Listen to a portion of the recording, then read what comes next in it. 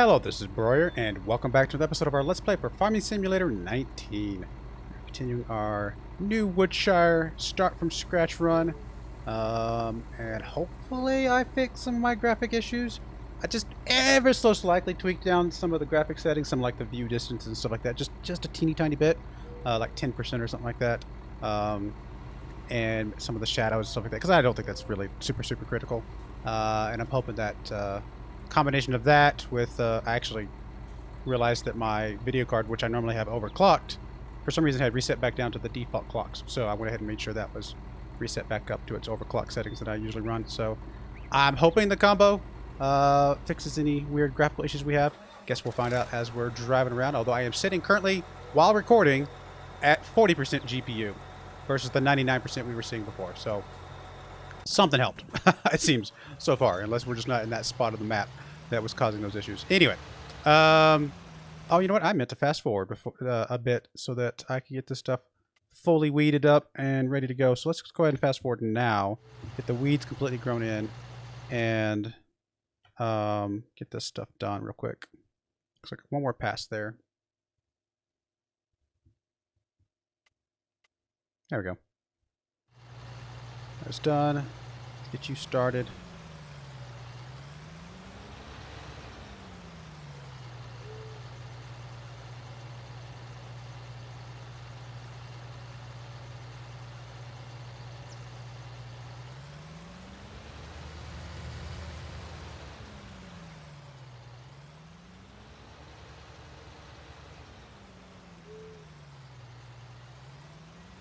Alright, we'll get that guy going. How close are we on this other thing over here? Still not quite there. Let's go ahead and get back to this guy right here. Get him topped off again after I fast forwarded a bit. And then I'm actually going to go ahead and get us a tedder. Let's see here. What kind of tedder do we want? I don't think there's that many options, to be honest. So probably get what we can. Ah, there's a new one. I normally play with this Pottinger, whatever. This one's 11.2 meters. It's actually not. It's obviously more narrow, but it's different. I haven't used this one before, so I kind of want to use this one just because I haven't used it before. But I normally use this one because it's just, you know, big one that I typically run with. But yeah, why not? Let's try this Cavernland one just to try something different. It's not that much smaller, and it won't. I mean, tedding takes no time at all. We will go ahead and yeah, we'll keep leasing for now. For one, if I don't like it, then I would like the opportunity to give it back and buy a different one. So we'll try it for now and see what we can do with that. Where's my tractor? You can come get the tedder.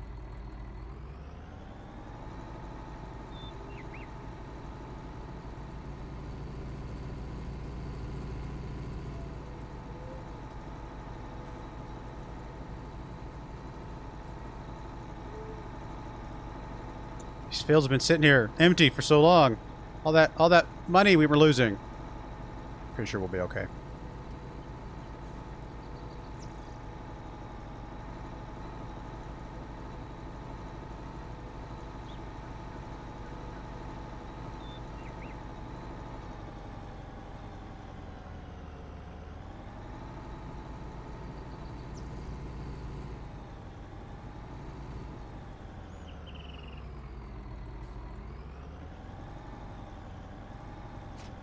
Alright, here we go. Grab you.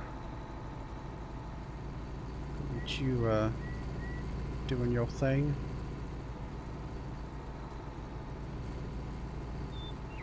I have a feeling our weeder dude is about to hit our semi-truck over there in a moment.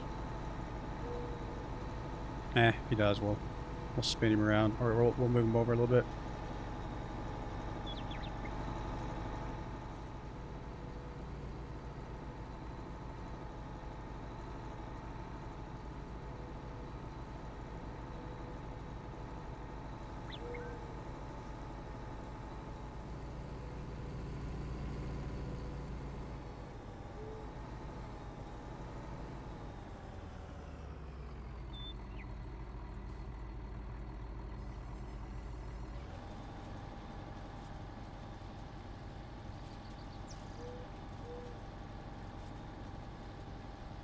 I don't know why, I just like the way this looks when you kind of drive over it. Although, get to the bumpy part there and it suddenly, it didn't want to get that middle section.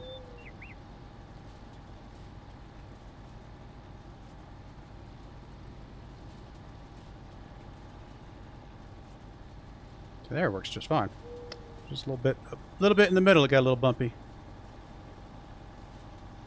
It's alright, we'll get in here in a moment.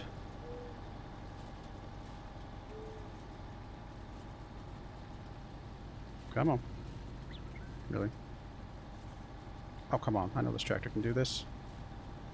Oh, wow, he's actually dug in there. Come on. I know you can do this. Although, admittedly, I usually do this on a very, very flat piece of concrete that I, put out, so there's less kind of up and down from the land itself. Oh, really? Okay. Well, let's try folding you up, see if I can move out of there. Oh, I'm literally just stuck. It's like the tractor kind of like sunk down into the grass there. There we go. Alright, there we go.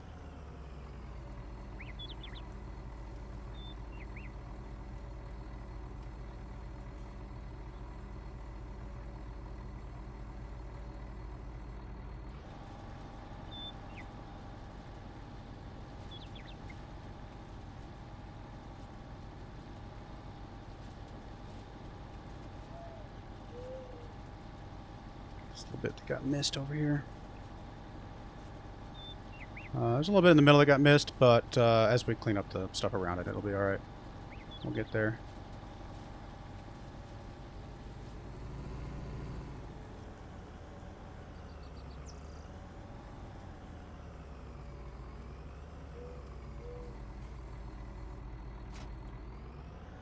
Alright, now we get to pick it all back up and go to town, put it in the little silo. We're ready.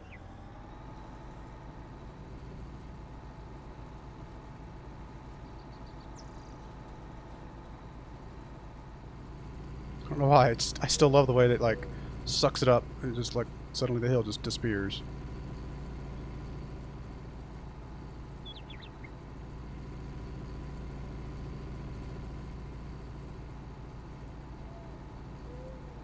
Actually, I have a different tool I normally use. I call it the vacuum cleaner. It's the tool that you use to make total mixed rations for cows. It's one of the little vehicles you can drive around in, and it just looks like it's a vacuum cleaner sucking everything up. It's actually pretty fun to use.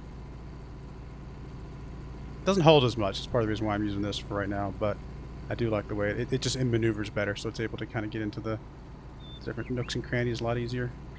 Plus the pickup you can raise and lower based on the size of the hill that you're going against.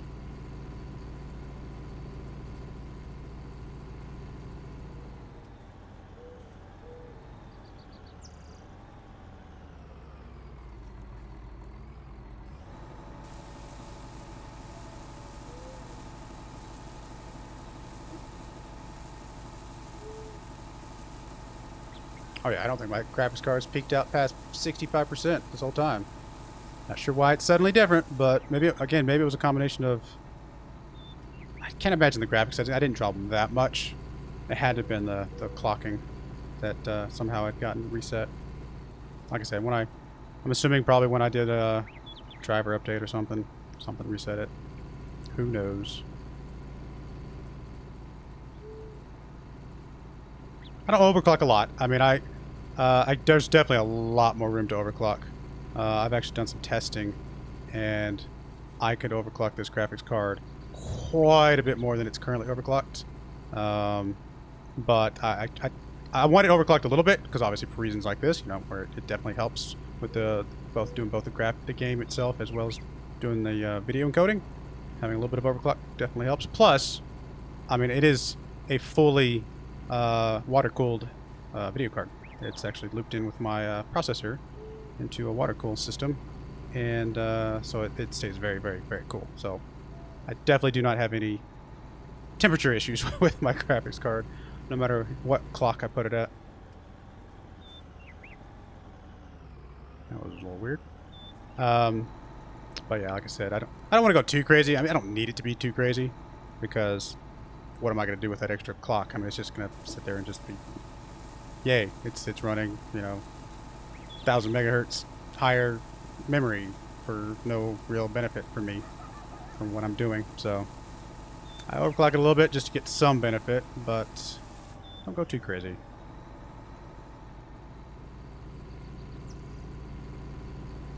Same thing for the processor. I got the processor overclocked a bit as well. Just to take advantage of the fact that I got that water cooling and keep it nice and cool.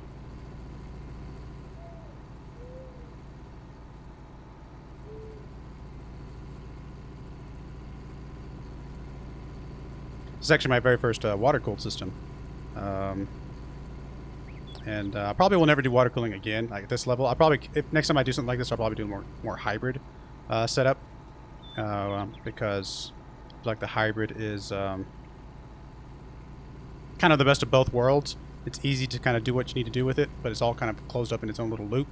Part of the reason, like, you know, it's fine, and I can, you know, obviously break apart the water cooling system and stuff like that, put it back together if I need to clean it and things like that. But the amount of benefit that I'm seeing, I don't know. I wouldn't say it's probably not worth the price that I put into it to get the setup. I got it because I wanted to, because I could.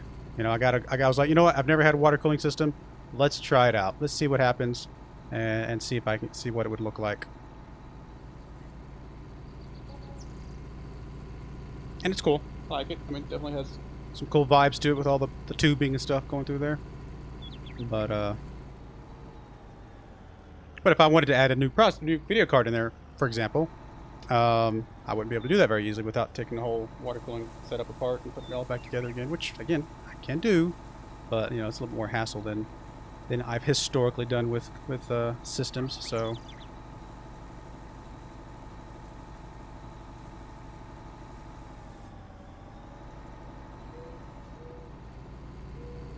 I mean, if I was just running this full tilt, complete, you know, max overclock all the time and felt like, okay, that's still not enough, well then, yeah, sure, maybe I need to continue to go with the water cooling, but since I don't even keep it on the max settings all the time, I'm not really getting all the benefit other than the coolness factor.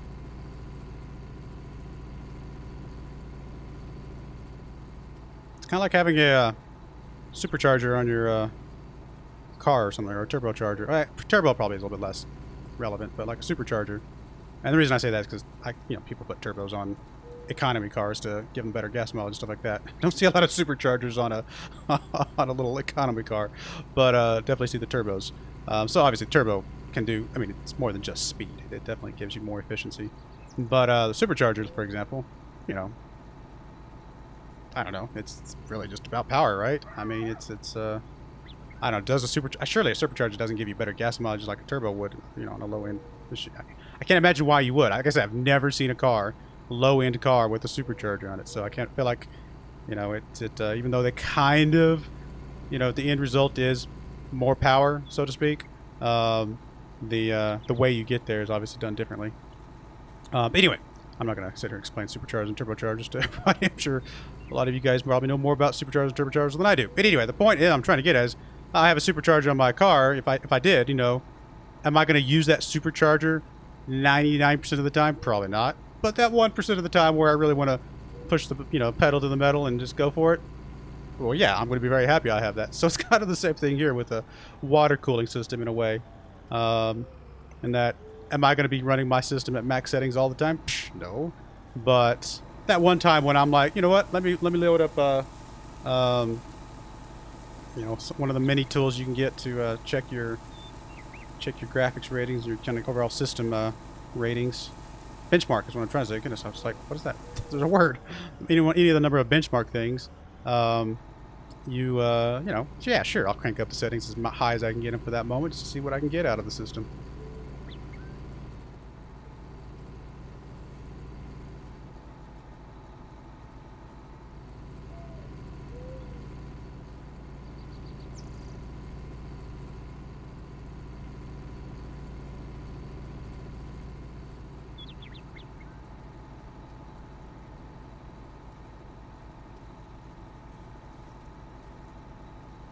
Speaking of water cooling, I probably need to break apart this, well, not break it apart, but like drain out the fluid and refill it up at one of these points, because I know that that's another side effect of liquid-cooled systems, is that they do need a little bit more maintenance, I would say, than your general. I mean, if you just had a fan on your system, you know, we're running that type of setup, then usually those just, you know, you got to blow out the dust every once in a while, and that's about it.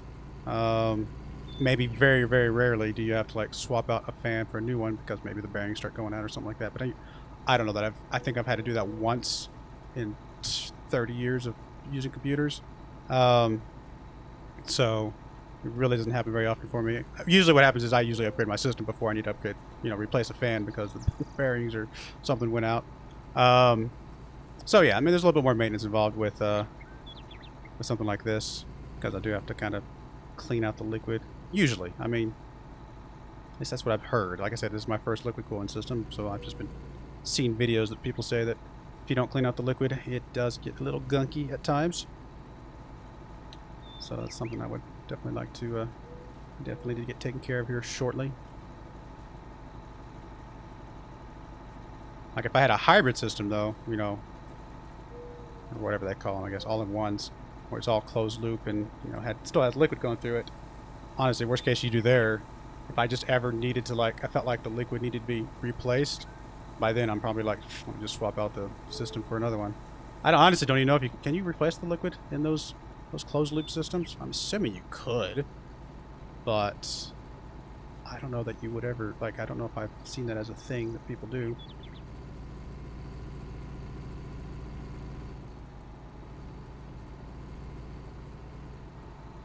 I mean, a perfect example of kind of the situation I'm in is that I actually bought my system from Origin PC because I was like, you know what?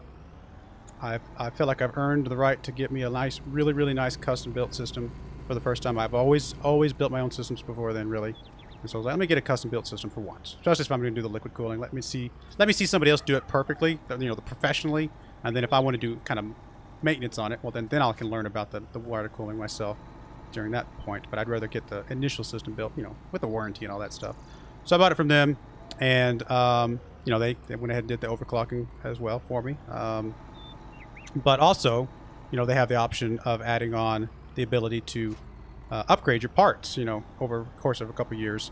So that way, if like a new graphics card comes out, for example, the new 3080s, which supposedly are amazing, you know, I could just sort of pay the difference, probably a little bit of depreciation on the current graphics card, but basically send my graphics card in, pay some sort of difference, and get the new graphics card as an upgrade option. But it's really hard to do that when I'm using a liquid cooled one, and I can't just send the graphics card back in. In order for me to get a new graphics card from them, I would have to send the whole system back in. That's a lot of hassle, because it's a very heavy system, because it has a lot of liquid in it. So, yeah, it's one of those things. Wait, is this still not done, huh? So I'll be fast forwarding here shortly. Yeah. Yeah, I guess that's it. Just fast forward that until that stuff comes in. Let me get over to my silage, make sure this is topped off again.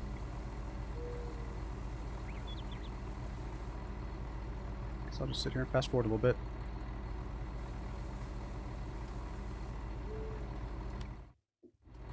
Hopefully that comes in soon, because I really would like to buy those fields. I mean, I can go ahead and buy them now, I suppose. Just so they're mine, but see, how much would it cost? 115 and 7. Oh, that's actually not that bad. I'll still have some money left over. So, yeah, I might as well, just so it's done. Since that is the plan. Again, of course, I am going to buy 25 at some point as well. I don't need to be in too much of a hurry for that one. But that is also part of the plan. And then we'll have all of this. And eventually maybe we'll have all of this down here. So we'll see. But yeah, let's go ahead and get this filled back up so I can keep fast forwarding here. And then I can start painting my fields the way I want them to be. It's going to be a lot of plowing, to be fair. Which, as I've said before, oh, I'm in the wall. I was like, what is going on? I was stuck in the wall.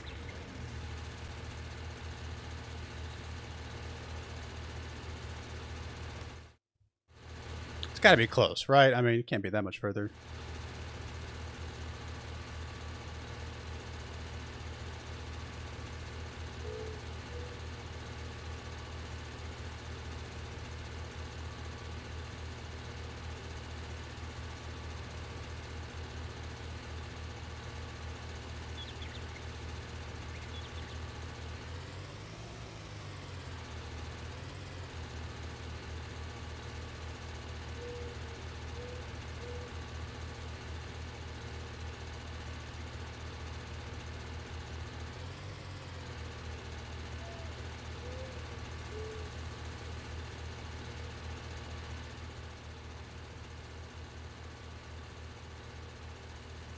Alright, there we go. Just about. Is it empty? Or is it full of me? There we go. Alright, let's go get this dropped off and start fast forwarding again. We're still early in the day, so we got lots of time of daylight to get a lot more stuff done. That's good.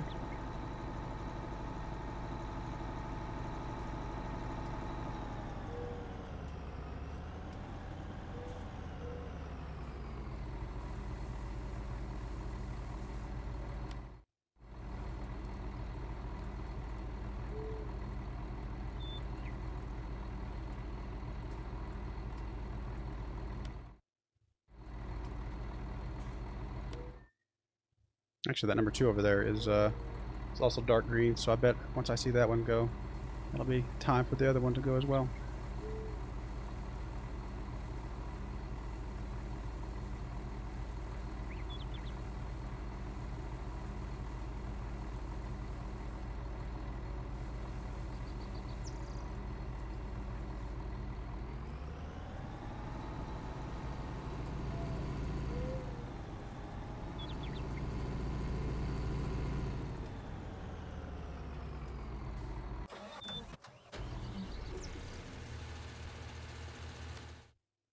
Come on, Fields, let's go. Let's turn yellow. I mean, I'm really not going to get much crop off that field, to be fair. So even if I just decided to go ahead and get rid of it now, it wouldn't be the absolute end of the world. But might as well. We've waited this long, we might as well get some crop off of it.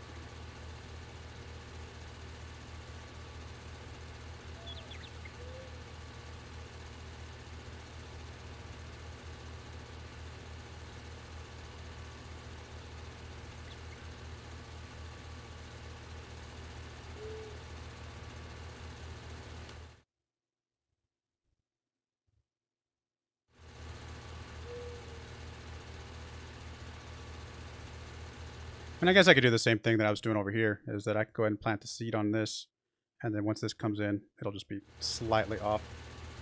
But I just wait for the top part to turn yellow, and this one should be dark green by that point. So I could do that, I suppose. It's not the worst idea.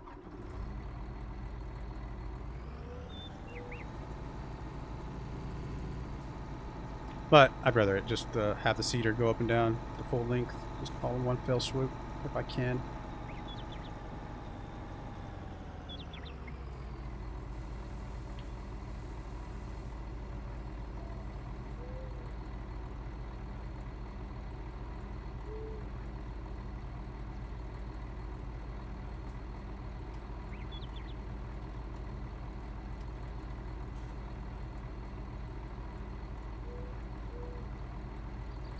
All this money we're making. I mean, not actually making it yet, but every time I dump this load of silage in here, it's a whole bunch of money that's just sitting there waiting for us to collect at the end of the day.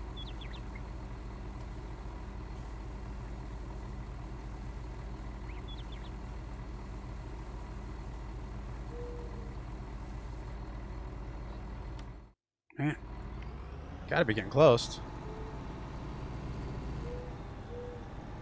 What is the cycle? I actually don't know what the cycle for each phase is. If you think after playing this game for 300-400 plus hours over the last couple months, I would have noticed what the timings are for the crop cycles. But honestly, I don't know. I always have something to do, so I've never really taken the time to be like, okay, let me look at my clock and see like how much longer do I have. I'm always doing something else, so it just really never came up before.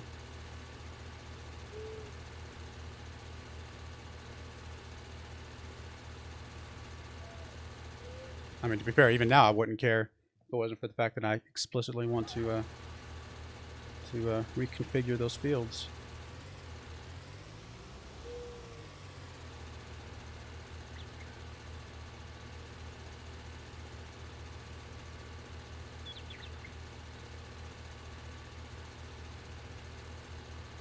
I think what we'll do is like I said, we'll fix these fields. We'll have double corn on both these fields for one more kind of round. And then after that, I think the most we might do is just put corn on one or the other, depending on if I feel like I need the big field or the small field.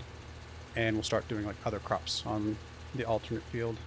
based on kind of what we need, you know, if we need straw or things like that.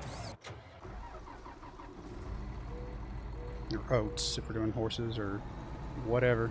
Or if we just want to sell some crops, which we may do some of that as well.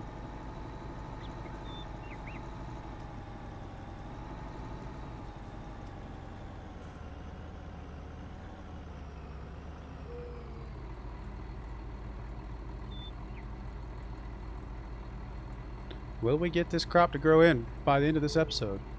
That is the question.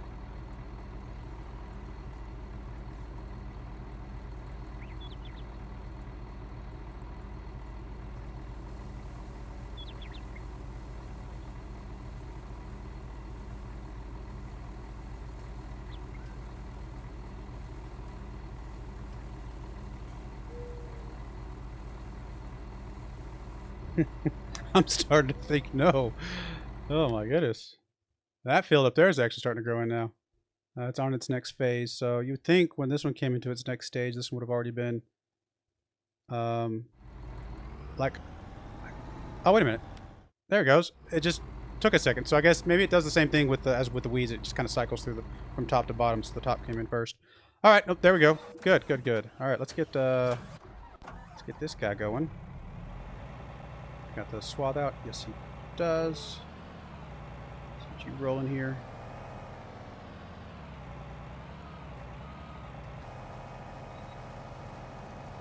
Shouldn't take him too long to harvest this up. Uh-oh. We get the... we're right on the edge. I think we're technically getting it. But it's close. Let's go grab our... Where's our other tractor? Well, let's go and get this guy picked up. Out of the way.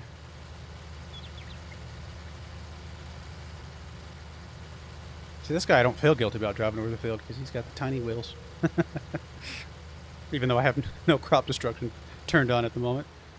It's still, I still try not to drive over the fields. I don't want to take advantage of it too much.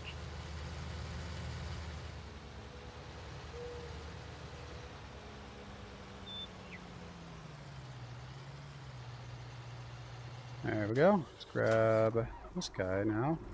Go get our straw picker-upper.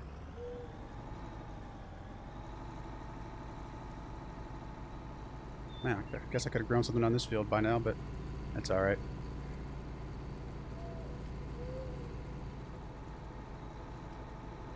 I mean, if this game was literally, or if I was playing this game to literally make the most amount of money possible with the least amount of time, you know, investor or what, you know, whatever, the most efficiently, then I would not even be discussing anything but doing silage the entire time. And at that point, it's like, have we not already beat the game? Because I'm kind of just doing silage now, and it's like, is that the end of it? Game over at the end?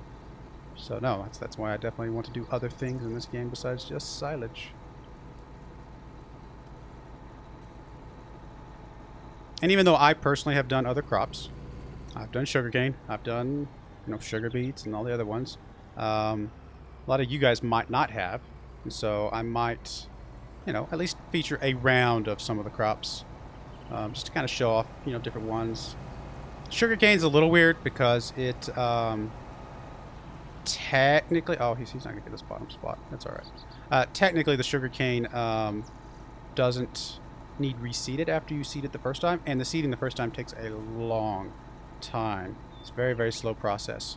It's actually a fairly expensive process, but again, you kind of get some of that back by the fact that you don't have to keep reseeding afterwards. So I'll do the best I can here, and we'll just pick up whatever's left over later. But so it's a little weird to just do like, let me just do one round of sugarcane and then that's it, because it's a little wasteful. Probably what I'll do is I'll probably just get a small field to do some sugarcane on just to show it, but not actually like plan on doing like an extended amount of sugarcane. It's just, it is a lot of money for a small field. So it's, you know, if you have a small field, it will probably give you the most money for the size of the field. But again, I think as mentioned before, it's a bit of work. Definitely a bit of work. So you're okay with going all the way down there, huh? Just when you turn around, you just don't want to come right here. Get out of your way, buddy. We might get a trailer load off this field. We're close.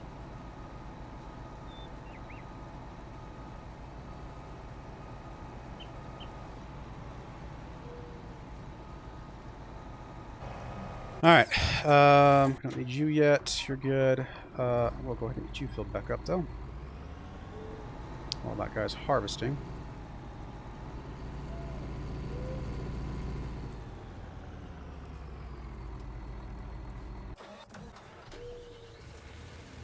And actually, I think we're going to put a cut in there. Well, this guy harvest a little bit more. We'll keep filling this thing up. When we come back, we should have that field. We'll be getting that field almost finished harvesting, and we'll be able to plan out how we're going to structure the fields. And you'll finally see, I hope, I think, what I've been talking about, how I'm going to structure the field. So I do appreciate you guys watching. May God bless you, and I hope you join me again next time. Thank you, and goodbye.